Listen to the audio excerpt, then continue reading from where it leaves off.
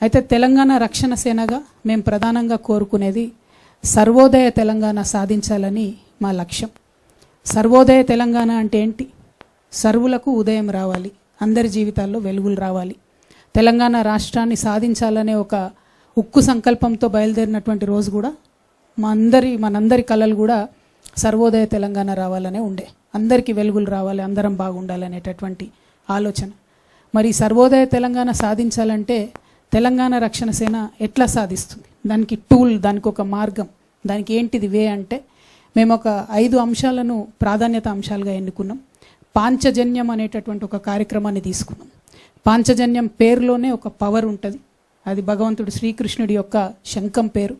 ఆయన ఎప్పుడైతే అధర్మం పైన యుద్ధం చేయాలనుకున్నాడో ఆ సందర్భంలో యుద్ధ బేరి మోగించడానికి వాడినటువంటి శంఖం. కాబట్టి ఇవాళ తెలంగాణ రాష్ట్రంలో ఉండేటటువంటి అనేక పరిస్థితుల మీద మేము ఒక యుద్ధ బేరి మోగించి ముందుకెళ్ళి ప్రజల పక్షాన నిలబడి ప్రజల కోసం పనిచేయాలనుకుంటున్నాం. కాబట్టి పాంచజన్యం అనేటటువంటి పేరుతోని 5 ప్రాధాన్యత అంశాలను ఎంచుకొని ఇవాళ ప్రతిపక్షంలో ఉన్నాం కాబట్టి పాలక పక్షాన్ని 5 అంశాల మీద ప్రశ్నిస్తూ ఉంటాం. రేపు మేము అధికారంలోకి వచ్చినాక ఈ 5 అంశాలే ప్రాధాన్యతగా చేసుకొని పరిపాలన కూడా చేస్తామని చెప్పడానికి సంతోషిస్తూ ఉన్నాను. మరి పాంచజన్యంలో మొట్టమొదటి అంశం విద్యగా మేము ఎంచుకోవడం జరిగింది.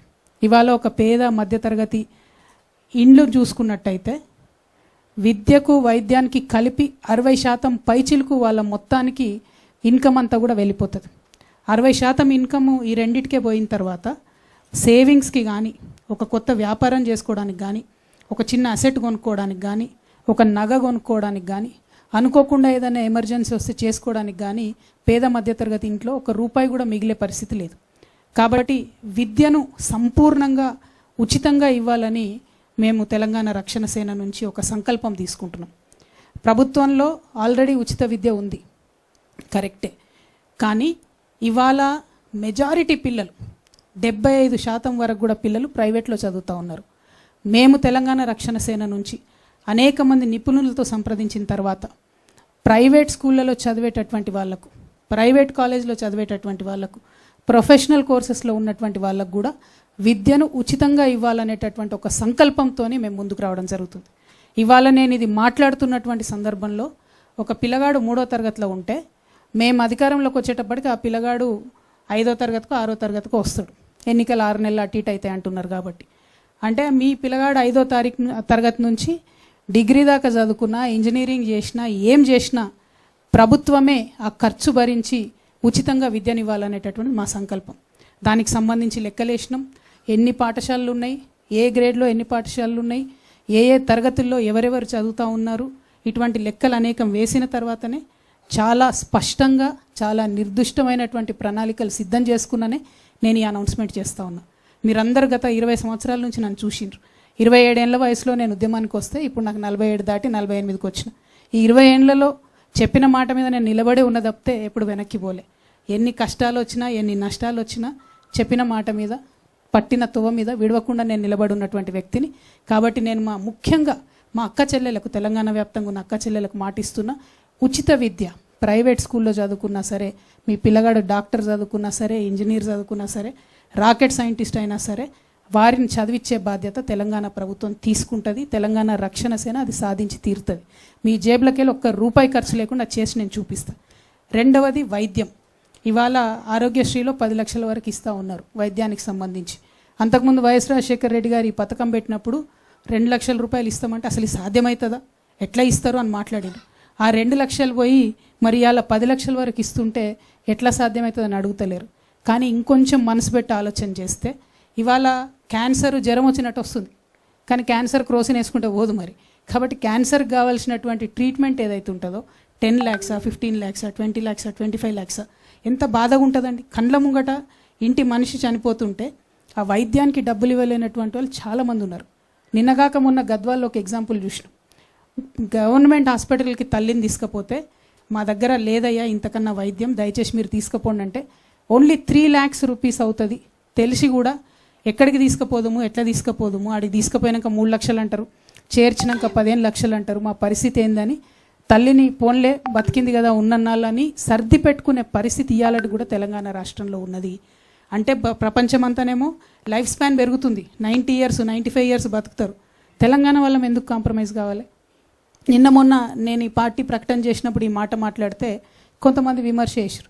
ఎట్లా సాధ్యమవుతుంది అంటే, ఫ్రీ మీల్స్ పెట్టాలని ఆనాడు అనుకున్నప్పుడు సాధ్యమవుతుంది అనుకోలే, స్కూళ్ళల్లో సాధ్యమైంది. ఇలా దేశమంతా అదే పనిచేస్తుంది. ఆనాడు ఆరోగ్యశ్రీలో 2 లక్షలు ఇస్తామనుకున్నప్పుడు సాధ్యం కాదనుకున్నారు, సాధ్యమైంది. ఇలా అనేక రాష్ట్రాలు ఫాలో అవుతున్నాయి. ఖచ్చితంగా ఉచిత వైద్యం ఎన్ని లక్షలు ఖర్చు అయినా సరే తెలంగాణ బిడ్డల ప్రాణాలు కాపాడుకోవడానికి ఖచ్చితంగా మా ప్రభుత్వం వస్తుంది. దాంట్లో ఏ కార్పొరేట్ హాస్పిటల్లో తెలంగాణ వ్యాప్తంగా ఉన్న వైద్యం చేయించుకున్నా, ఎంత పెద్ద రోగమైనా, ఎంత ఖర్చు అయినా మీ జేబులకెళ్ళి రూపాయి పడకుండా తెలంగాణ రక్షణ సేన ప్రభుత్వం ఖచ్చితంగా సాధించి తీరుతుంది. ఈ 2 మా పాంచజన్యంలో మొదటి అంశాలు. మూడవది వ్యవసాయం, చాలా ప్రాధాన్యమైనటువంటి అంశం. మా జెండాలో ఉన్న గ్రీన్ రంగు కూడా మా రైతన్నుల కోసమే, పర్యావరణం కోసమే. రైతన్నలు లేకపోతే ఎవరికి కూడా 2 బుక్కలు అన్నం తినే పరిస్థితి ఉండదు. కాబట్టి మీకు చేతులెత్తి మొక్కుతూ మీ యొక్క సంక్షేమం కోసం, సంక్షేమంతో పాటు మీ యొక్క గౌరవం కోసం, ఆత్మగౌరవం కోసం నేను ఒక ఆడబిడ్డగా తెలంగాణ రక్షణ సేన నుంచి అన్ని రకాల ఏర్పాట్లు చేయడం జరుగుతుంది. ప్రత్యేకించి ప్రభుత్వంలో మీరు ఏ కార్యాలయానికి పోయినా, ఎక్కడికి పోయినా మీకు పిలిచి పీట వేసి కూర్చోబెట్టి గౌరవించి మీ సమస్య తీర్చి పంపాలి. ఇవాళ ఏం జరుగుతుంది? 25 రోజుల నుంచి కళ్ళాల కాడ వడ్లు పోసుకొని, కళ్ళాల కాడ మక్కలు పోసుకొని 45 డిగ్రీల ఎండల ఎదురు చూస్తూ ఉన్నారు. ఏ టీవీ ఛానల్ తిప్పి చూసినా కళ్ళాల కాడ ఉన్న రైతుల సమస్యలే కనబడుతున్నాయి. ఎందుకు మరి? ఎందుకు ప్రొక్యూర్ చేయలేకపోతున్నాం? ఎందుకు ప్రొక్యూర్ మీరు చెప్పిందే కదా, ప్రభుత్వాలు ప్రొక్యూర్ చేస్తామని చెప్పిందే కదా. లేదంటే రైతు సంగతి ఏదో రైతు చూసుకుంటాడు. అక్కడ కేంద్ర ప్రభుత్వం ఏమో ఎంఎస్పి పెంచదు, ఇక్కడ రాష్ట్ర ప్రభుత్వం ఏమో కొనుగోలు కేంద్రాలను తెరవదు. కొనుగోలు కేంద్రాలు తెరవమని 25 రోజుల నుంచి ధర్నాలు దీక్షలు చేసే పరిస్థితి రాష్ట్రంలో ఉన్నది. నేను మళ్ళీ మాట ఇస్తా ఉన్నా, ఆ పరిస్థితి మీకు ఉండదు. తెలంగాణ రక్షణ సేన అధికారంలోకి వస్తే మీ దగ్గర నుండి కొన్నటువంటి రైస్ని ఏం చేయాలనేటటువంటి ఆలోచన కూడా పెట్టుకొని చెప్తా ఉన్నాం. రైస్ని ఎక్స్పోర్ట్ చేసేటటువంటి పరిస్థితి ఉంది. ప్రభుత్వాలు ముందడుగు వేస్తలేరు. ఒక కార్పొరేషన్ పెట్టండి, ఎక్స్పోర్ట్ చేయండి రైస్, లైసెన్స్ తీసుకోండి, దాన్ని ఏమైనా వాల్యూ యాడ్ చేయండి. ఏమి చేయకుండా మేము కొంటే మాకు నష్టం వస్తుందని చెప్పి అనవసరంగా రాజకీయపరమైనటువంటి అంశాలను ముందుకు తీసుకొచ్చి బోనస్ ఇస్తాం అని చెప్పి బోగస్ మాటలు చెప్పి ప్రజల్ని మోసం చేయడం తప్పితే నిజంగా రైతన్న ఆవేదన అర్థం చేసుకుంటలేరు. మేము పోయి చూస్తూ ఉన్నాం, ఊర్ల పొంట తిరుగుతూ ఉన్నాం. మొన్న జాగృతి జనంబాట కార్యక్రమంలో పోతే ఎంత బాధ అనిపించిందంటే, ఒక రైతును పాపం మక్క రైతునాడ ఆ రోజు కలిసినాం మేము, తెల్లారైన గుండెపోటుతో చనిపోయిండు. ఆ రోజే మేము పోయినప్పుడు చెప్పిండు, అక్క 4 రోజులు అయింది అక్క వచ్చి ఇక్కడనే ఉంటున్నాం, కావలిగా వస్తున్నాం, ఘోరమైన పరిస్థితి ఉంది అని చెప్పిండు. తెల్లారి అదే రైతు అదే కుప్ప మీద కూలి చనిపోతే నిజంగా నాకైతే ఇప్పటికి కూడా షివరింగ్ వస్తుంది అది తలుచుకుంటే కూడా. అంటే ఒక ప్రాణం అంటే మనకు ఎంత విలువ లేకుండా పోయిందంటే, ఎక్కువ మంది ఉన్నాం మనం, 140 కోట్ల మంది ఉన్నాం. కాబట్టి ఒక రైతు చచ్చిపోతే ఒక చిన్న సింగిల్ కాలం వార్త అయిపోయినని తప్పితే నిజంగా ఎవరు స్పందించే పరిస్థితి లేదు. కానీ నేను స్పందించాలనుకుంటున్నాను, ఎందుకంటే జీవితం విలువ నాకు నేర్పింది. జీవితంలో నేను పడ్డ కష్టాలు, ఒక మనిషి జీవితం ఎంత విలువైనది అన్నది నాకు నేర్పింది. కాబట్టి ఒక సంకల్పంతో, ఒక సీరియస్ కమిట్మెంట్తో నేను వచ్చిన మా రైతన్నలకు నేను మాట ఇస్తా ఉన్నా, మీకు గౌరవం దక్కాల్సిందే. దానికోసం అన్ని ఏర్పాట్లు మా ప్రభుత్వంలో చేస్తాం. అదేవిధంగా మీ సంక్షేమానికి సంబంధించి కొనుగోలు కేంద్రాలు కావచ్చు, మీకు రావాల్సినటువంటి ఎరువులు టైంకి రావడం కావచ్చు, ప్రతి ఒక్క అంశంలో కూడా మీతో పాటు కలిసి నడుస్తామని చెప్పి నేను మాట ఇస్తూ ఉన్నాను. అదేవిధంగా 4వ ప్రాధాన్యత అంశం మా పాంచజన్యంలో ఉపాధి తీసుకున్నాం. నిజంగా ఉపాధి అంటే పెద్ద జోక్ అయిపోయింది. ప్రతి ఒక్కరు ఉద్యోగాలు ఇస్తామని చెప్పడం, ఆ ఉద్యోగాలను ఎగ్గొట్టడం తప్పితే నిజంగా కూడా యూత్ ఏం కోరుకుంటున్నారని ఆలోచిస్తలేరు. ఇవాళ ప్రపంచవ్యాప్తంగా millionaires at the age of 18, 19, 17 ఎందుకు? ఎందుకంటే అక్కడ ప్రభుత్వాలు వాళ్ళ యువతీ యువకులు ఇచ్చేటటువంటి ఐడియాస్ని నమ్మి ఫైనాన్స్ చేస్తున్నారు, ఫండ్ చేస్తున్నారు. That is what we are going to do. In terms of providing loans to youth, I am going to create 3 categories. 18 to 25, Gen Z. Whatever idea you get, you are with the global phenomena. You are not with us. You are much forward than us, forward thinking than us. We are going to support any ideas from the age of 18 to 25 in a separate category, because your businesses will be very forward thinking, in sync with the global phenomena. We will respect that. We will trust you. I want to trust my Gen Z. Anybody from the age of 25 to 45, మా యంగ్స్టర్స్ని, యువతి యువకుల్ని, ముఖ్యంగా మహిళల్ని encourage చేస్తూ ఉన్నా నేను. Please think, మనం business men కావాలి, మనం 100 మందికి జాబ్లు ఇవ్వాలి. మనం ఏదో జాబ్ చేద్దామని కదా, 100 మందికి జాబ్లు ఇవ్వాలి. ఉన్న ఏ ఐడియా అయినా తీసుకొని ముందుకు రండి. ఖచ్చితంగా దానికి సహకరించడానికి 2 లక్షల నుంచి 20 కోట్ల రూపాయల వరకు బ్యాంకులతో సంబంధం లేకుండా నా యువతను నమ్మి, మా యువతి యువకుల్ని నమ్మి, మా జెన్జీ వారియర్స్ని నమ్మి నేను ఇన్వెస్ట్ చేయాలనుకుంటున్నాను. ఎందుకంటే ఒక్క గూగుల్ వస్తే చాలు మనకి ఇళ్ళకెళ్ళి 3 ఏళ్ళు 4 ఏళ్ళు 5 ఏళ్ళు ఇన్వెస్ట్ చేస్తే ఒక్క గూగుల్ వస్తే చాలు, ఒక్క వాట్సాప్ వస్తే చాలు, ఒక్క అమెజాన్ వస్తే చాలు. We are set for life. ఎవరు? మన రాష్ట్రంలో అద్భుతమైనటువంటి ఆదాయం వస్తుంది. ఇవాళ రాష్ట్రంలో కార్పొరేట్స్ మొత్తం కలిపితే మనకు 10,000 కోట్ల ఇన్కమ్ వస్తుందండి. మన ఇన్కమ్ ఏదైతే వస్తుందో, రెవెన్యూ జనరేట్ అవుతుందో, total corporates, total industries in Telangana today gives us only 10,000 crores of income. But imagine if we trust our youngsters, if we invest this money every year, 1, 2, 3 industries click అయినా కూడా ఆ income ఎక్కడికో పోతుంది, స్టేట్కి కూడా income వస్తుంది. I want to trust my youngsters.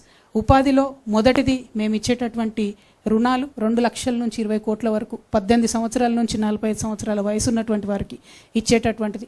ఆ తర్వాత ఉద్యోగాలకు సంబంధించి ప్రభుత్వంలో ఉద్యోగాలు చేసుకుంటామని అనుకునేటటువంటి వాళ్ళకు మేము లెక్కలేసినాం. నేను విద్యలో చెప్పిన నా విధానం ఏంటిది? ప్రతి ఊరికి ఒక బడి ఉండాలి, ప్రతి తరగతికి ఒక టీచర్ ఉండాలని. మొన్న నేను 4 లక్షల ఉద్యోగాలకు నోటిఫికేషన్ ఇస్తా అంటే చాలామంది నన్ను అడిగారు, ఎట్లా ఇస్తారు, ఏం అవకాశం ఉంది?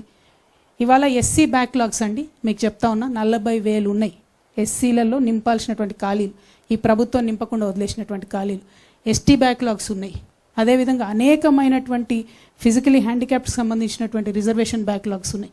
ఇవన్నీ ఒక పక్కన అయితే, మేము అనుకున్న విధానంలో ప్రభుత్వ పాఠశాలలు నడపాలంటే, గుడిని ఎంత పవిత్రంగా చూస్తామో బడిని అంత పవిత్రంగా చూడాలంటే మాకు టీచర్లే 2 లక్షల మంది కావాలి. ఒకటేసారి నోటిఫికేషన్ ఇస్తాం. మాకు ఉర్దూ టీచర్లు కావాలి, తెలుగు టీచర్లు కావాలి, ఇంకా అనేక డిపార్ట్మెంట్స్ ఉన్నాయి.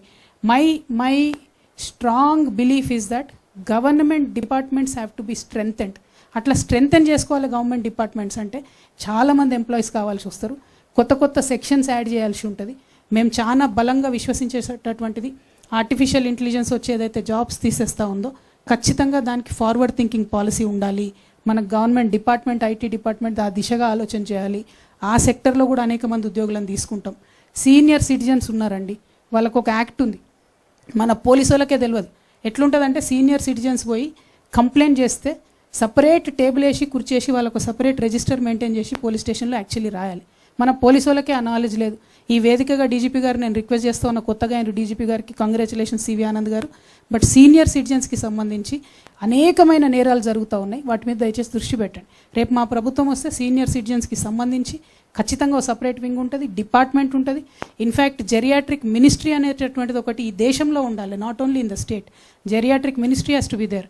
ఎందుకంటే ప్రధానమంత్రి మోడీ గారు మాట్లాడుతూ ఉంటారు, 140 కోట్ల దేశంలో డెమోగ్రఫిక్ డివిడెండ్ని మేము తీసుకోవాలి అంటారు. But how will you take it when your population is going to age? What will you do? How will you tackle the social burden after 65 years of age? When people retire, how will you tackle that social burden? ఖచ్చితంగా ఒక senior సిటిజన్స్కి separate ministry ఉండాల్సిందే, దానికి ఒక department ఉండాల్సిందే, programme ఉండాల్సిందే. Pension ఇచ్చి చేతులు దులుపుకుంటామంటే సరిపోదు. ఎంత ఘోరమైన పరిస్థితి అంటే, ఒక ఐఏఎస్ లేకపోతే ఒక ప్రిన్సిపల్ సెక్రటరీ స్థాయిలో రిటైర్ అయినటువంటి వ్యక్తి కూడా 65 ఏళ్ళు దాటి బ్యాంకుకు పోతే లోన్ ఇవ్వరు. ఎందుకంటే మీరు ఓల్డ్ అయిపోయారు, మీకు మేము లోన్ ఇవ్వము. మీరు ప్రాపర్టీ పెట్టినా కూడా లోన్ ఇయ్యరు. ఎంత ఘోరమైన అవమానం అంటే అది. ఇవాళ రేపు ఉన్న హెల్త్లో 65 ఏళ్ళకి ఎవరైనా ముసలోళ్ళు అవుతారా? అప్ టు 85-90 years హెల్తీగా ఉంటున్నారు, మంచి బ్రెయిన్ ఉంటుంది, థింకింగ్ పవర్ ఉంటుంది. We will support our senior citizens. We will have a separate department. We will work with you. We will take your experience in various departments and make sure that you are hale, healthy and very, very, very much useful to the society. That respect shall be prevailed. Second, ఉపాధిలో ఉద్యోగాలకు సంబంధించి ఖచ్చితంగా 4 లక్షలు మేము notification ఒకటేసారి వేస్తాం. దానికి తగ్గ ప్రణాళికలు ఉన్నాయి కాబట్టే చాలా బలంగా ఆలోచించే నిర్ణయం తీసుకొని మేము చెప్పడం జరుగుతూ ఉంది. ఇక 5వది అత్యంత ముఖ్యమైనటువంటిది సామాజిక న్యాయం. మరి ఈ మొత్తం మిగతా 4 అంశాల్లో పాంచజన్యంలో కూడా ఎక్కడైనా నేను మాత్రం మా ఆడబిడ్డలకు భరోసా ఇస్తున్నా, first priority to women always. అది విద్య కావచ్చు, వైద్యం కావచ్చు, ఉపాధి కావచ్చు, ఫస్ట్ ప్రయారిటీ టు ఉమెనే ఉంటుంది. సెకండ్ థాటే లేదు దాంట్లో. సామాజిక న్యాయానికి వచ్చేటప్పటికి మన ఎస్సీ మిత్రులు ఉన్నారు, ఎస్టీ మిత్రులు ఉన్నారు, బీసీలు ఉన్నారు, మైనారిటీస్ ఉన్నారు. సామాజిక న్యాయం అంటే అగ్రవర్ణాల్లో ఉన్న పేదలకు జరగాల్సిన న్యాయం కూడా సామాజిక న్యాయంలో భాగంగానే వస్తుంది. వికలాంగులకు జరగాల్సిన న్యాయం కూడా సామాజిక న్యాయంలో భాగమే వస్తుంది. ట్రాన్స్జెండర్స్ని టేక్ కేర్ చేయడం కూడా సామాజిక న్యాయంలో భాగమే వస్తుంది. లొంగిపోయినటువంటి మావోయిస్టులను టేక్ కేర్ చేయడం కూడా సామాజిక న్యాయంలోకే వస్తుంది. సైన్యంలో రిటైర్ అయ్యి వచ్చి ఇక్కడ సేవలు అందించాలనుకుంటున్నటువంటి వాళ్ళ సేవలు తీసుకోవడం కూడా సామాజిక న్యాయంలో భాగమే వస్తుంది. సీనియర్ సిటిజన్స్ కూడా సామాజిక న్యాయంలో భాగమే వస్తుంది.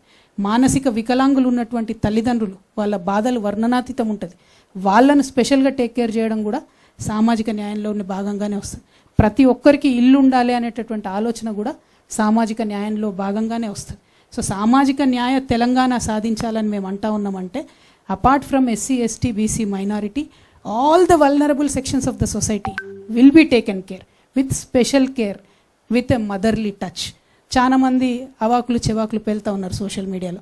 నేను అమ్మలాగా పరిణితి చెందాలనుకుంటున్నా అని చెప్తే అమ్మెట్లయితావు, నువ్వు అమ్మెట్లయితావు అంటున్నావు. 100% చెప్తున్నా, ఇయాలటి ప్రభుత్వాలకు మదర్లీ టచ్ లేదు కాబట్టే, అమ్మతనం లేదు కాబట్టే పరిపాలన సరిగ్గా జరుగుతలేదు.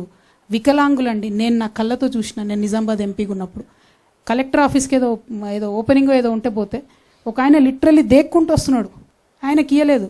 నేను కలెక్టర్కి అన్నీ చెప్పిన, కనబడతలేదనే, ఈయనకు అవసరమని తెలియదా మీకు వికలాంగుల కంటే, కండ్ల ముందు కనబడ్డా కూడా సర్టిఫికేట్ ఉంటేనే ఇస్తాడట. ఏడిపోయి తెచ్చుకోవాలి ఆయన సర్టిఫికేట్, ఏడికే తెచ్చుకోవాలి? నీకు కండ్ల ముందు కనబడితే నువ్వు ఆయనను పిలిపించుకొని కూర్చేసి సర్టిఫికేట్ ఇవ్వచ్చు కదా. ఎక్కడన్నా వికలాంగులకు మనం ఇంత పెద్ద సెక్రటేరియట్ కట్టినాం, ఒక్క ర్యాంప్ లేదండి, ఒక్క స్పెషల్ బాత్రూమ్ లేదండి వికలాంగులకి. ఇవాళ గవర్నమెంట్ ఏం చెప్తుంది, ఆర్టీసీలో నేను ఫ్రీ బస్ ఇస్తున్నా అని చెప్తుంది. వికలాంగులకు ఇవ్వడానికి మీకు మనసు వస్తలేదా? వికలాంగులకు ఇయ్యరాదా ఫ్రీ బస్సు? మీ కాంగ్రెస్ పార్టీ మేనిఫెస్టోలో, నేషనల్ మేనిఫెస్టోలో ఏం పెట్టిరంటే ఫిజికలీ హ్యాండిక్యాప్డ్ ఉన్నటువంటి వాళ్ళకు కోఆప్షన్ మెంబర్స్ ఇస్తామని పెట్టిండ్రు. మరి ఏం చేస్తున్నారు మీరు? మొన్ననే మున్సిపల్ ఎన్నికలైన కోఆప్షన్ సభ్యులు ఇచ్చిండ్రు, ఎందుకోసం పట్టించుకుంటలేరు మీరు? అది అంటే ఒక మదర్లీ టచ్తో పరిపాలన జరిగినప్పుడు most vulnerable sections will be addressed first. అందుకే సామాజిక న్యాయ తెలంగాణ రావాలే ఉంటుంది అని నేను చెప్పి కోరుతా ఉన్నాను. ఆ దిశగా మేము ప్రయాణం చేస్తాం.